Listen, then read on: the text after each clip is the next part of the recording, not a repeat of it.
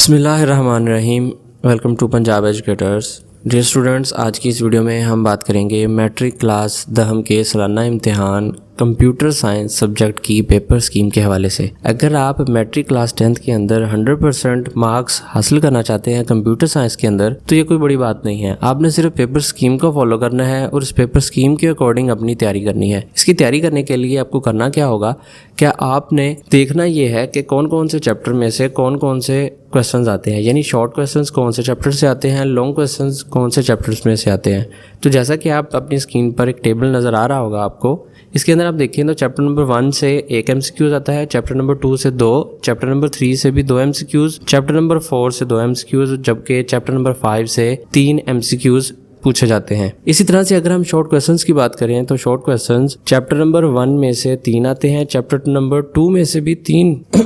Short questions پوچھے جاتے ہیں، جبکہ چیپٹر نمبر 3 میں سے 4 شارٹ کویسچنز پوچھے جاتے ہیں، جبکہ چیپٹر نمبر 4 میں سے 4 شارٹ کویسچنز اور چیپٹر نمبر 5 میں سے بھی 4 شارٹ کویسچنز کو پوچھا جاتا ہے۔ اس لحاظ سے آپ نے اپنے ان چیپٹرز کی ہی تیاری کرنی ہے۔ جبکہ اگر ہم لانگ کویسچنز کی بات کریں تو چیپٹر نمبر 1، چیپٹر نمبر 3 اور چیپٹر نمبر 4 میں سے لانگ کویسچنز پوچھے جاتے ہیں۔ Good look for your exams, ان کی اچھے سے تیاری کیجیے، انشاءاللہ آپ 100% مارکس کو حاصل کر لیں گے۔